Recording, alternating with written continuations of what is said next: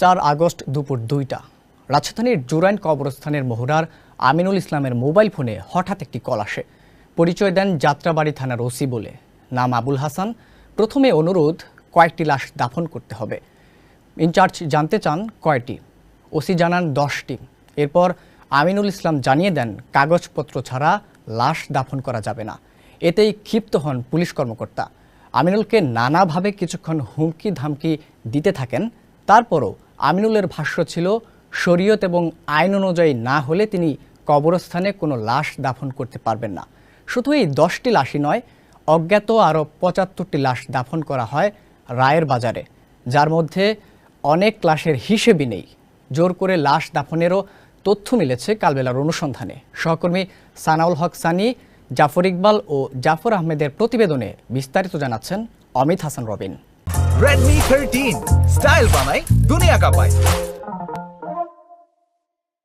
10টি লাশ ছিল বৈষম্য বিরোধী আন্দোলনের সমর্থনে রাজপথে নেমে আসা ছাত্র জনতার। আন্দোলন দমাতে মরিয়া পুলিশের গুলিতে নিহত হয়েছিলেন তারা। হত্যাযজ্ঞের প্রমাণ ধ্বংস করতে লাশগুলো যেন তেন ধরনের মাটি চাপা দেওয়ার চেষ্টা করেছিলেন পুলিশ কর্মকর্তা। তবে ইনচার্জ আমিনুল ইসলামের দৃঢ়তায় জুরাইন কবরস্থানে তা সম্ভব হয়নি। ওই 10টি মরদেহ নিয়ে পুলিশ এরপর কি করেছিল তা উদ্ঘাটন করা সম্ভব হয়নি। সেগুলো কোথায় দাফন করা হয়েছিল কিংবা আদৌ তা দাফন করা হয়েছিল কিনা তা জানতে 1 মাস ধরে অনুসন্ধান চালায় কালবেলা। জুরাইন কবরস্থানে গোরখোদক হিসেবে কাজ করেন এমন কয়েকজনের সঙ্গে আলাপ করা হয় ছদ্মবেশে। তবে কোনোভাবেই তারা দাফন সংক্রান্ত বিষয়ে কথা বলতে চাননি। এরপর যাত্রাবাড়ি থানার তৎকালীন ওসিকে খুঁজে বের করার চেষ্টা করা হয়, কিন্তু তার ব্যক্তিগত মোবাইল নম্বরটি বন্ধ। ব্যাচমেটদের মাধ্যমে খোঁজ নিলেও কেউ নিশ্চিত করে বলতে পারেননি তিনি কোথায় আছেন। গত 31 আগস্ট আবুল হাসানকে প্রশ্ন লিখে হোয়াটসঅ্যাপে মেসেজ পাঠানো হয়। মেসেজটি সেন্ড হয়েছিল। এর কিছু সময় পর দেখা যায় তিনি তার ব্যবহৃত হোয়াটসঅ্যাপ অ্যাকাউন্টটি মুছে ফেলেছেন। প্রাপ্ত তথ্যে দেখা যায় এর বাইরে জুরাইন কবরস্থানে আরও 5টি অজ্ঞাত মরদেহ দাফন করা হয়েছে। সেগুলো স্থানীয় আওয়ামী লীগ নেতাকর্মীরা জোর করে দাফন করেন। তবে আরও কতগুলো লাশ এভাবে দাফন হয়েছে তা কোনোভাবেই দেখাননি তারা। তবে একান্ত আলাপচারিতায় জুরাইন কবরস্থানের মোহরার আমিনুল ইসলাম বলেন, স্থানীয় আওয়ামী লীগের নেতাকর্মীরা মরদেহ দাফনের জন্য নিয়ে এসেছিলেন। তারা জোরাজুরি করেছিলেন, কিন্তু আমি কাগজপত্র ছাড়া দাফন করা যাবে না বলে জানিয়ে দেই। পরে তারা কাগজপত্র বানিয়ে এনে দাফন করেছেন। অন্য একজন দায়িত্বশীল কর্মকর্তা কালবেলাকে বলেন, লাশের হিসাবে ব্যাপক গরমিল।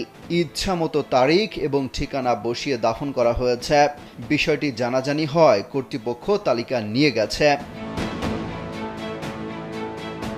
টানা 1 মাস কালবেলার প্রতিবেদকরা হাসপাতাল, কবরস্থান সহ বিভিন্ন সরকারি ও বেসরকারি দপ্তর ঘুরে অন্তত 90টি অজ্ঞাত মরদেহ রাজধানীর বিভিন্ন কবরস্থানে দাফনের প্রমাণ পেয়েছেন, যাদের দাফন করা হয়েছিল আন্দোলন চলাকালের সময়ে।